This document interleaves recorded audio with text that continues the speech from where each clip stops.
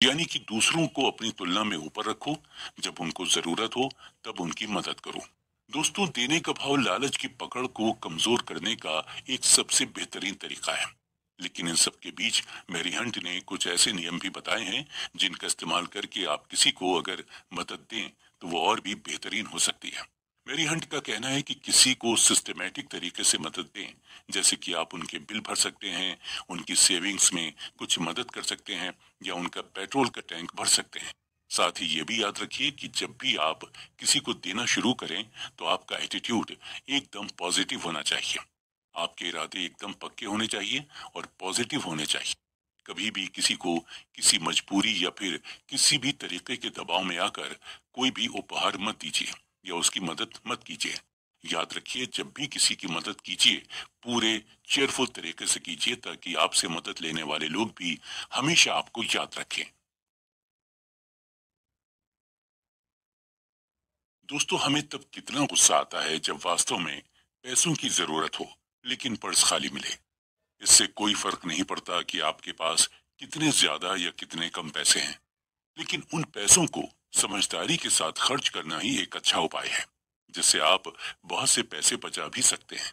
मेरी हंट ने 7 money rules for life अपनी इस किताब में इस बात की भी चर्चा की है कि किसी को भी अपने जीवन में गैर जरूरी खर्चों को कैसे कम करना चाहिए।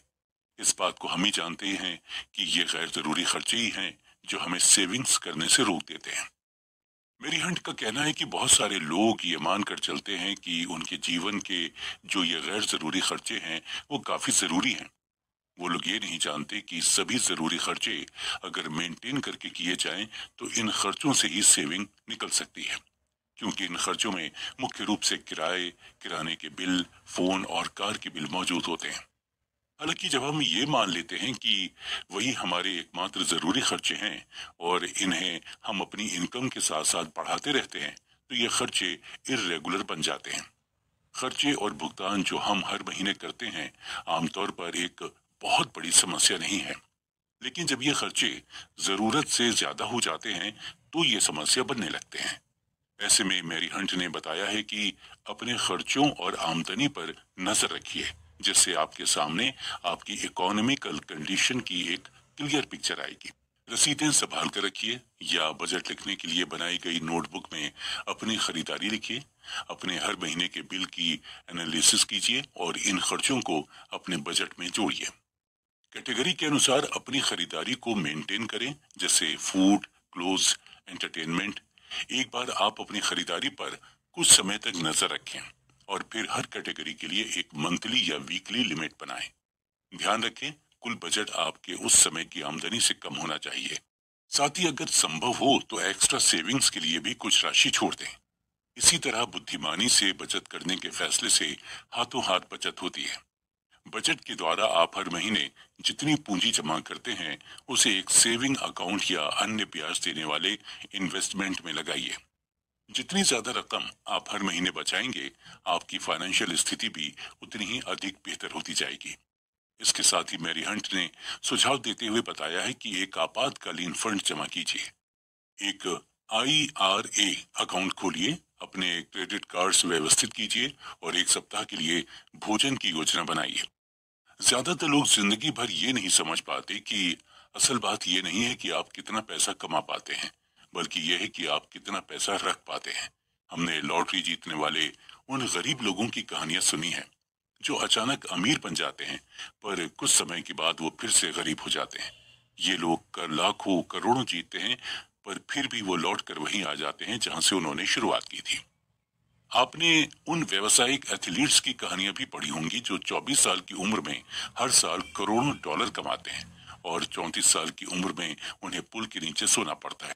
अगर आपको लगता है कि पैसा ही आपकी सारी समस्याओं को सुलझा सकता है, तो आपको काफी समस्याओं का सामना करना पड़ सकता है।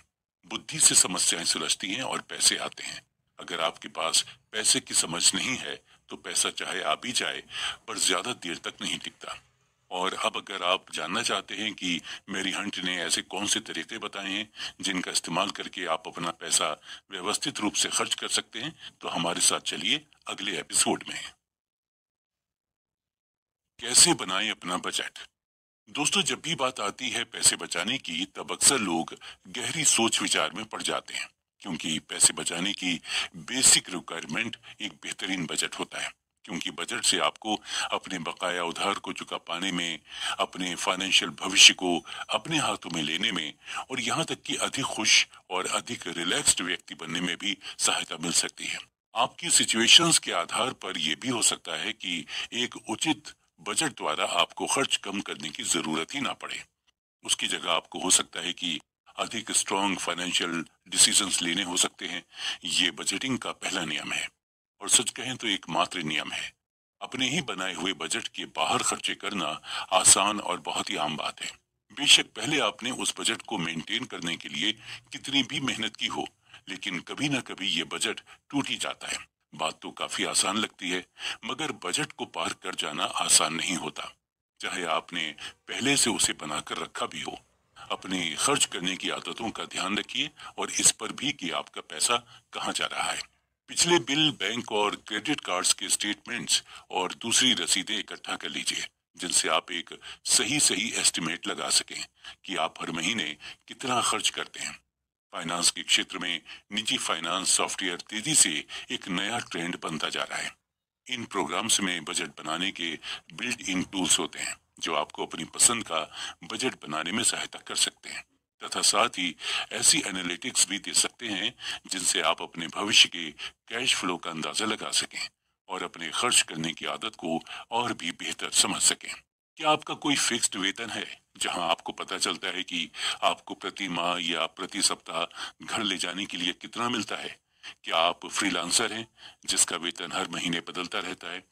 एक साल का विवरण लिख लेने से आपको अपनी औसत मासिक आय का अंदाजा लगाने में सहायता मिल सकती है। अगर आप कोई स्वतंत्र कॉन्ट्रैक्टर या फ्रीलांसर हैं, तब ये ध्यान रखिएगा कि आप जो घर ले जाते हैं उसको आपकी आय नहीं कहा जा सकता। उदाहरण के लिए हो सकता है कि आप प्रति माह 25,000 रुपए घर ले जाते हो, मगर इसमें से टैक्स नहीं कटा है। पता लगाइए कि आपको कितना टैक्स देना है, और सही आंकड़ा जानने के लिए उसमें से टैक्स की राशि को घटा दीजिए। अगर आप वेतन पाने वाले कर्मचारी हैं, तब संभावित टैक्स रिफंड को अपनी कुल आय में मत जोड़ लीजिएगा। आपकी मासिक आय में केवल वही दिखना चाहिए जो आपको टैक्स काटने के बाद मिलता है। अगर आपको टैक्स रिफंड मिल ही जाता है, तब आप उसके साथ जो चाहे वो कर सकते हैं, और अगर नहीं मिलता है तब आपको उसकी चिंता करने की जरूरत नहीं है। अगर आपका खर्च आपकी आय से अधिक है, तब आप अपनी हैसियत से बढ़कर खर्च कर रहे हैं। आपके बजट को दो ग्रुप्स में विभाजित किया जाना चाहिए। फिक्स्ड एक्सपेंसेस, इनमें शामिल होते हैं नियमित मासिक व्यय जैसे बिल्स, बीमा, लोन की किस्त, भोजन और कपड़े तथा घरेलू सामान। डिस्क्रिशनरी एक्सपेंसेस, ये एक्सपेंसेस वो होते हैं जो कि फिक्स्ड नहीं होते हैं तथा जो ऑप्शनल होते हैं। इसमें बचत, मनोरंजन, छुट्टियों का फंड तथा अन्य एक्सपेंसेस शामिल होते हैं। पैसे बचाने के ऐसे भी तरीके हैं जिनसे टैक्स लाभ मिल सकते हैं। कुछ धाराओं के अंतर्गत कुछ विशेष प्रकार के निवेश होते हैं जिनमें पैसे बचाकर आप टैक्स में कमी ला सकते हैं। कुछ कंपनी ऐसी भी हैं जो आपके रिटायरमेंट कंट्रीब्यूशन को मैच कराती हैं, जिससे आपकी बचत और भी अधिक हो जाती है। आपको बड़े खर्च को कम करना सबसे बुरा लग सकता है, मगर बजट के अंदर रहने का ये सबसे आसान तरीका होता है। अगर आप हर साल छुट्टियों पर जाते हैं, तब इस साल घर पर रहने का विचार कीजिए। अगर आप किसी महंगी सर्विस या प्रोडक्ट का आनंद लेते हैं, तब उसे पहचान कर उस खर्च को कम करने की कोशिश कीजिए। अगर आप साप्ताहिक मसाज करवाते हैं या आपको महंगी वाइन का शौक है, तब अपने इन शौकों की फ्रीक्वेंसी को कम कर दीजिए, ताकि आप इन पर महीने या 2 महीने में एक बार ही खर्च करें। जेनेरिक ब्रांड्स का इस्तेमाल करके और अधिकतर घर पर ही खाना खाकर आप छोटे छोटे खर्चों से भी बचत कर सकते हैं। कोशिश कीजिए कि सप्ताह में 1 या 2 बार से अधिक बाहर खाना ना खाएं।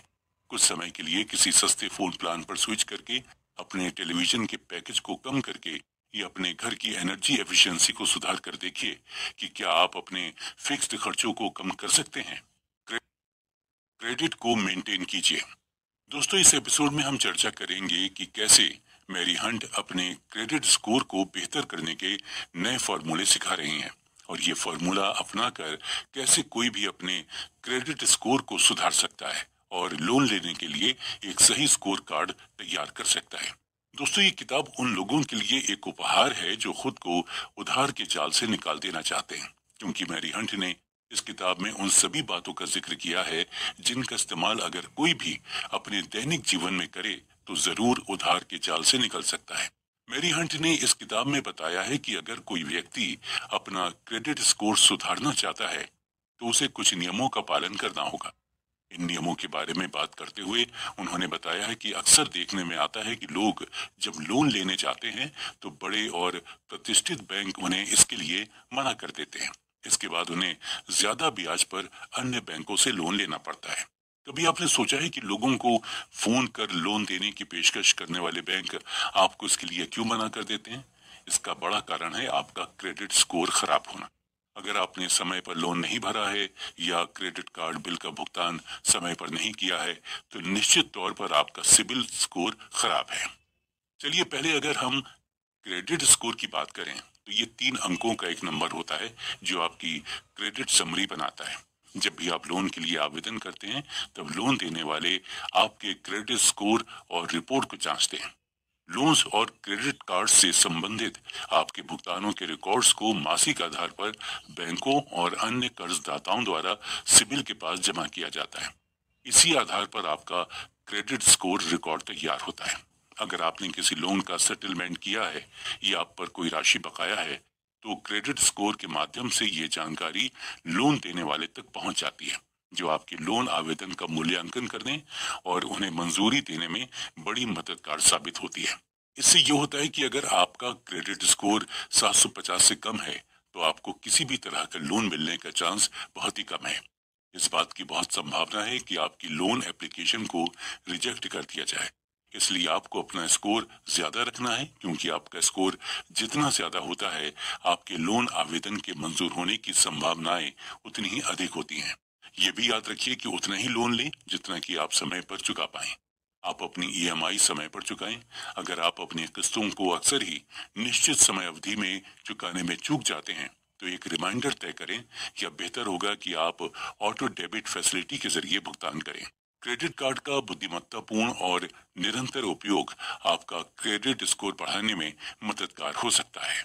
इसके अलावा पर्सनल लोन भी आपको अपना क्रेडिट स्कोर बढ़ाने में मदद कर सकता है। ये एक अनसिक्योर्ड लोन होता है जो कि आपके क्रेडिट स्कोर को सर्वाधिक प्रभावित करता है।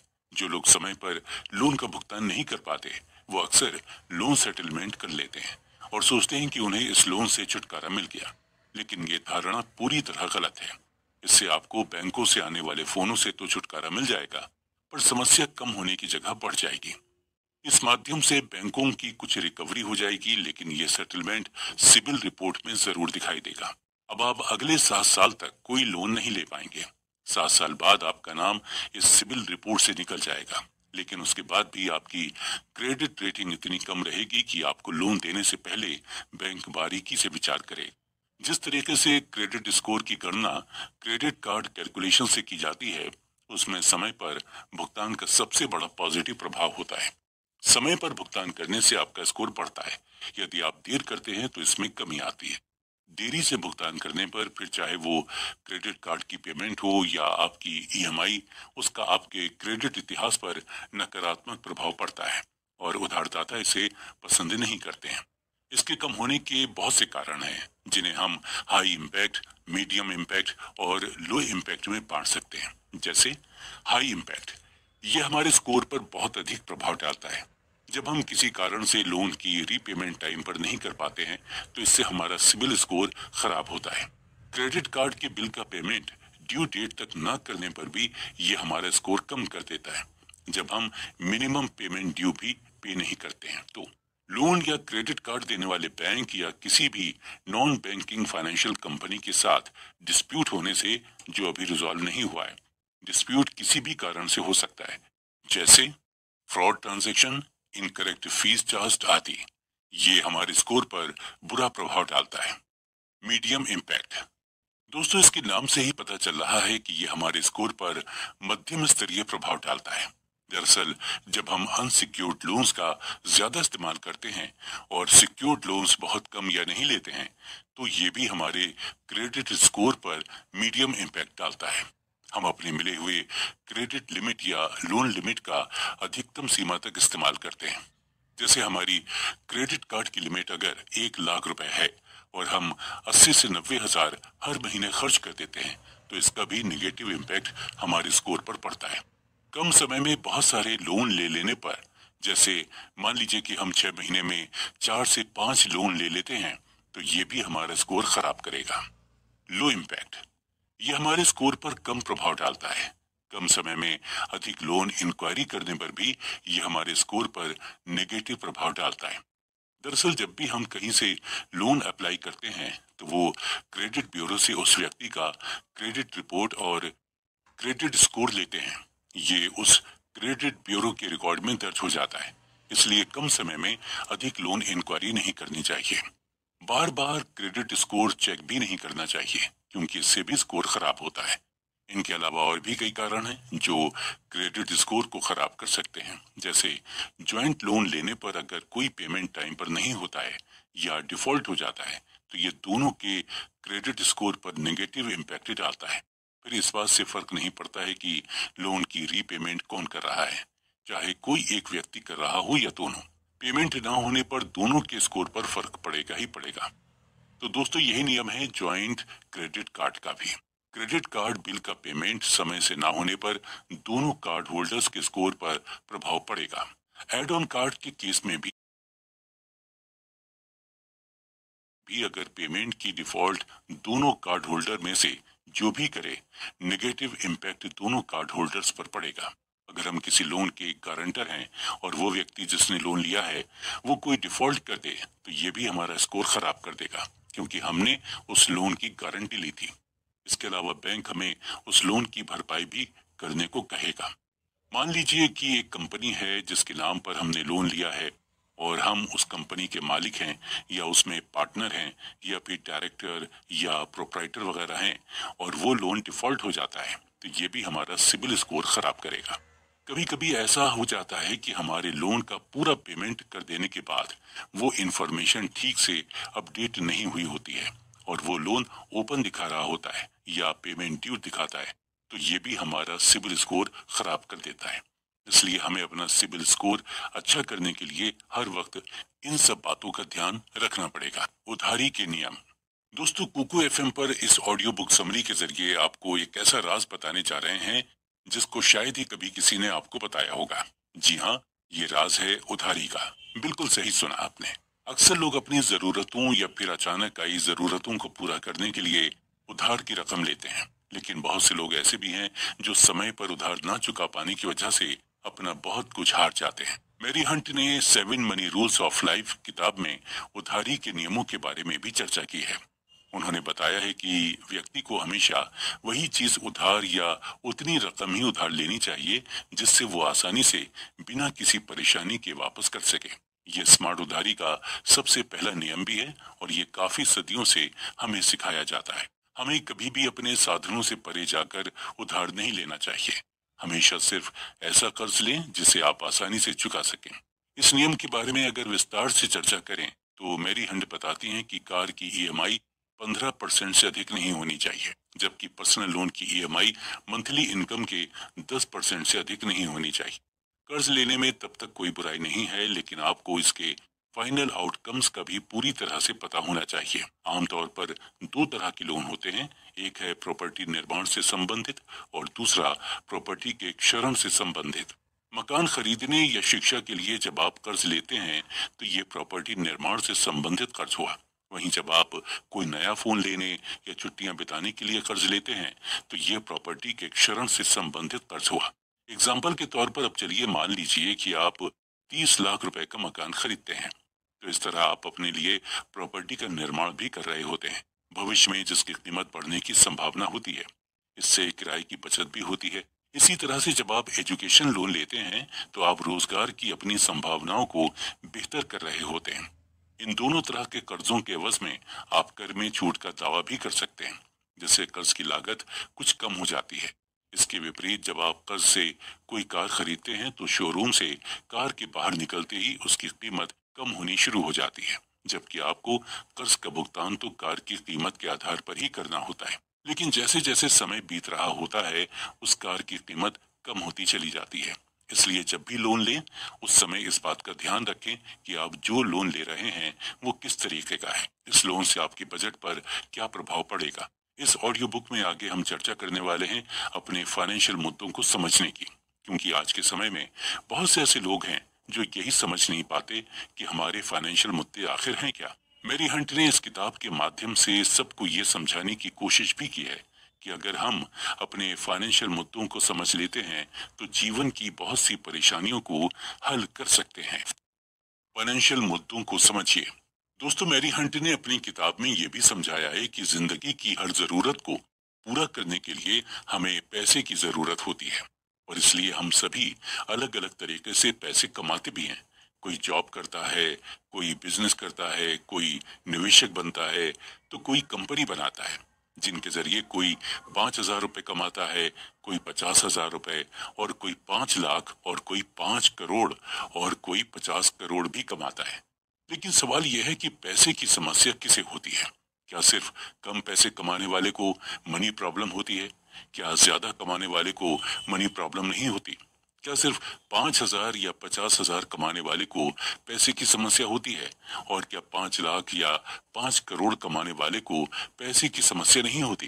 तो जवाब है, पैसे की समस्या किसी को भी हो सकती है, चाहे कोई 5,000 कमाए या 50,000 कमाए या 5 लाख कमाए, चाहे कोई अमीर हो या गरीब। मनी प्रॉब्लम किसी को भी हो सकती है। मनी प्रॉब्लम गरीबों के साथ तो होती ही है, ये बात तो हम सब जानते हैं, लेकिन पैसे की समस्या सिर्फ गरीबों को ही होती है, ऐसा बिल्कुल भी नहीं है। बड़े बड़े बिजनेसेस और बड़ी बड़ी कंपनीज भी मनी प्रॉब्लम की वजह से बंद हो जाती हैं। अमीर से अमीर आदमी को भी पैसे की समस्या के कारण अपने आप को दिवालिया घोषित करना पड़ता है। और यहाँ तक कि लाखों और करोड़ों रुपए कमाने वाले हमारे फिल्म स्टार्स भी, यहाँ तक कि खिलाड़ी भी कभी कभी पैसे की बहुत बड़ी बड़ी समस्याओं से परेशान हो जाते हैं। आप सबको पता होगा कि साल 2000 के आसपास सदी के महानायक और सबसे सफल बॉलीवुड हीरो अमिताभ बच्चन की अपनी company Amitabh Bachchan corporation limited के फेल होने पर अमिताभ बच्चन बहुत बड़े पैसे की समस्या से परेशान हो गए थे, और उन्हें अपना घर प्रतीक्षा भी गिरवी रखना पड़ा था। बाद में कौन बनेगा करोड़पति और सूर्यवंशम और कुछ दूसरी फिल्मों की सफलता से अमिताभ बच्चन अपने पैसे की बड़ी समस्या से बाहर निकल पाए। इसके अलावा बॉलीवुड के सबसे स्टाइलिश, रोमांटिक और सफल हीरो शाहरुख खान को भी रॉ 1 मूवी के फ्लॉप होने पर बहुत ही ज्यादा पैसे का नुकसान हुआ, और वो पैसे की समस्या से परेशान हो गए थे। हालांकि उनकी दूसरी फिल्मों के हिट होने से अपने पैसे की समस्या से वो जल्दी ही बाहर निकल गए। ऐसे ही बहुत सारे फिल्म स्टार्स, खिलाड़ी और दूसरी नामी हस्तियां हैं जो करोड़ों कमाती हैं, लेकिन कभी कभी उनके ऊपर पैसे की ऐसी समस्या आती है जिनसे वो बहुत ज्यादा परेशान हो जाते हैं। इन सभी एग्जाम्पल से एक बात तो तय हो जाती है कि पैसे की समस्या सभी को होती है, और इस मनी प्रॉब्लम से जुड़ी जो बात मैरी हंट ने बताई है वो ये कि जो व्यक्ति भी पैसे को सही से नहीं संभालना जानता, या जो जरूरत से ज्यादा रिस्क उठा लेता है, उसके फेल होने पर वो पैसे की बहुत बड़ी प्रॉब्लम में आ जाता है। दोस्तों, पैसे की प्रॉब्लम सबको होती है। सारा खेल इस बात का है कि आप अपने पैसे की समस्या से बाहर निकलने के लिए किस तरह अपने फाइनेंशियल बुद्धि का इस्तेमाल करते हैं। अगर आपकी फाइनेंशियल समझ अच्छी है तो पैसे की बड़ी से बड़ी समस्या का आप आसानी से हल निकाल सकते हैं, और अगर आपकी फाइनेंशियल समझ में कमी है तो आपको पैसे की समस्या से बाहर निकलने में काफी मुश्किलें आ सकती हैं। तो अब सवाल यह है कि आप अपने पैसे की समस्या यानी फाइनेंशियल प्रॉब्लम से बाहर कैसे निकल सकते हैं। तो इसका जवाब है, पैसे की प्रॉब्लम से बाहर निकलने के लिए आपको अपने फाइनेंशियल समझ को बढ़ाना होगा। आपको अपने फाइनेंस के ऊपर कंट्रोल करना सीखना होगा, और अपने फाइनेंशियल समझ को बढ़ाने के लिए आपको अपने आप को फाइनेंशियली एजुकेट करना होगा। आपको पर्सनल फाइनेंस के बारे में सीखना होगा ताकि आप अपने पैसे को कैसे मैनेज करना सीख सकें, कर्ज के जाल से बच सकें, नेटवर्थ और पैसिव इनकम को बढ़ा सकें। इसके अलावा फाइनेंशियल प्लानिंग के बारे में सीखना होगा ताकि आप अपने पैसे से जुड़े लक्ष्यों को कैसे हासिल कर पाएं। इसके अलावा आपको अपनी पूंजी की सुरक्षा को ध्यान में रखते हुए कम से कम रिस्क के साथ अच्छे रिटर्न्स वाले इन्वेस्टमेंट के बारे में भी सीखना होगा। इर्रेगुलर इनकम की प्रॉब्लम। दोस्तों, मैरी हंट ने अपनी इस किताब 7 मनी रूल्स फॉर लाइफ में उन लोगों का भी खास ध्यान रखा है जिनकी इनकम रेगुलर नहीं होती। रेगुलर इनकम का मतलब होता है कि ऐसी इनकम जो किसी महीने ज्यादा होती है तो किसी महीने कम होती। जिन लोगों के पास रेगुलर इनकम का कोई सोर्स नहीं होता, उन लोगों को अक्सर सेविंग्स करते समय परेशानी का सामना करना पड़ता है। इरेगुलर इनकम वाले लोगों के लिए फाइनेंशियल प्लानिंग बिल्कुल अलग चीज होती है। इसकी वजह यह है कि ऐसे लोगों को ये तो पता होता है कि खर्च कहाँ कहाँ करना है, लेकिन दिक्कत यह है कि इन्हें सोर्स ऑफ इनकम की जानकारी नहीं होती। ऐसे केस में इनकम और खर्च को बैलेंस करते हुए एक प्लान बनाना सबसे चैलेंजिंग काम होता है। यानी कि अगर आप अच्छे तरीके से सोच समझ कर प्लान बनाते हैं तो इससे आपको अपने रोजमर्रा के खर्चों को मैनेज करने में मदद मिलती है। साथ ही आपको अपनी लाइफ के महत्वपूर्ण लक्ष्यों को हासिल करने में भी हेल्प मिलती है। दोस्तों, लेखक के अनुसार अनुशासित रहना सक्सेस का सबसे बड़ा मंत्र है। उदाहरण के लिए, बढ़िया इनकम होने पर आपको बेमतलब बहुत ज्यादा खर्च करने से बचना चाहिए। इसकी वजह यह है कि बहुत ज्यादा खर्च करने के बाद अचानक से रुपए की जरूरत पड़ने पर आपको काफी अधिक इंटरेस्ट रेट पर पर्सनल लोन लेना पड़ सकता है या क्रेडिट कार्ड का इस्तेमाल करना पड़ सकता है। यहाँ ये नोट करना जरूरी है कि अगर आप अपने प्लान पर नहीं टिकते हैं तो उसे तैयार करने में लगा समय बेकार चला जाता है। अगर आप अपने प्लान से इधर उधर भटकते हैं तो आपको अपने गोल को हासिल करने में दिक्कत हो सकती है और आप अपने आप के लिए प्रॉब्लम खड़ी कर लेते हैं। इसलिए अपने प्लान के साथ टिके रहिए और जरूरत पड़ने पर किसी प्रोफेशनल से एडवाइस लीजिए। अगर आपकी इनकम रेगुलर नहीं है तो इनकम बूस्टर क्रिएट करना बहुत महत्वपूर्ण होता है। यहाँ आपके लिए नोट करने वाली बात यह है कि इमरजेंसी फंड से आपको थोड़े समय के लिए रिलीफ मिलती है, और वो भी ऐसे समय में जब आपकी इनकम आपके खर्चे से कम पड़ जाती है। ऐसे वक्त में इनकम का दूसरा सोर्स होने से आपके फाइनेंस को जरूरी स्टेबिलिटी मिलती है। आज के समय में फ्रीलांसर लोगों के लिए कई ऑनलाइन प्लेटफॉर्म मौजूद हैं। आपको सिर्फ ऐसे प्लेटफॉर्म पर अपना प्रोफाइल अपलोड करना होता है। इसके बाद पोटेंशियल क्लाइंट्स आपसे कांटेक्ट करते हैं। इसके अलावा आप अपनी स्किल से मैच करने वाले जॉब को भी देख सकते हैं। जिस प्रकार अलग अलग फंड्स में इन्वेस्टमेंट जरूरी होता है, उसी तरह इनकम का एक से अधिक सोर्स डेवलप करना भी अहम होता है। इससे होता यह है कि अगर एक जगह से इनकम आनी बंद हो जाती है तो दूसरे सोर्स से आपका खर्च निकलता रहता है। इस किताब में मैरी हंट ने इस दिशा में सबसे पहला स्टेप ये बताया है कि हमें किसी भी तरह की इमरजेंसी के लिए सेविंग करना है। इसके लिए 1 साल के खर्चे के बराबर रुपए किसी लिक्विड फंड या फिक्स्ड डिपॉजिट में डालकर छोड़ दीजिए। इमरजेंसी फंड नहीं होने पर आपको जरूरत पड़ने पर अपनी संपत्तियों को बेचकर रुपए पैसे की कमी को पूरा करना पड़ सकता है। इससे आपकी लाइफ के गोल्स को लेकर सीरियस रिस्क पैदा हो सकता है। वहीं जिनकी इनकम रेगुलर नहीं है, उनके लिए चीजें और मुश्किल हो सकती हैं। इसकी वजह यह है कि कभी भी आपको काम की किल्लत हो सकती है और रुपए पैसों की भारी कमी से जूझना पड़ सकता है। इसी बीच अगर आपका कोई लोन चल रहा है या किसी तरह की ईएमआई चल रही है तो ये भी आपके फाइनेंस पर सीरियस इम्पैक्ट डाल सकता है। इसीलिए आपको अपने गोल के हिसाब से चुने गए एसेट में हर महीने इन्वेस्ट करना चाहिए, चाहे आपकी इनकम कितनी भी रही हो। किसी भी और इन्वेस्टर की तरह बच्चों की एजुकेशन, शादी या अपने रिटायरमेंट जैसे गोल को पूरा करने के लिए इक्विटी में इन्वेस्ट जरूर कीजिए। दोस्तों, कम खर्च करना हम बहुत सी हस्तियों से सीख सकते हैं। जैसे 1958 में वॉरेन बफेट ने $31,500 में 5 बेडरूम का घर खरीदा और तब से इससे बाहर नहीं निकले। वो एक बड़ा और अधिक महंगा घर खरीद सकते थे, लेकिन उनकी मितव्ययिता का शायद यही कारण है कि वो दुनिया के सबसे अमीर लोगों में से एक है। दूसरी ओर कान्ये वेस्ट अपने पैसे का दिखावा करने से नहीं डरते। वो $20 मिलियन की हवेली में रहते हैं और एक समय पर $53 मिलियन के कर्ज के साथ उन्होंने ट्विटर पर मार्क जुकरबर्ग से $1 बिलियन के लिए पूछने का फैसला किया। दो सुपर सफल सज्जनों के बीच अंतर, बफे ने जरूरत से ज्यादा खर्च नहीं किया और वेस्ट ने पैसा खर्च किया जो उसके पास नहीं है। इसीलिए सच तो यह है कि बहुत सारे अमीर लोग अमीर लोगों की तरह नहीं दिखते।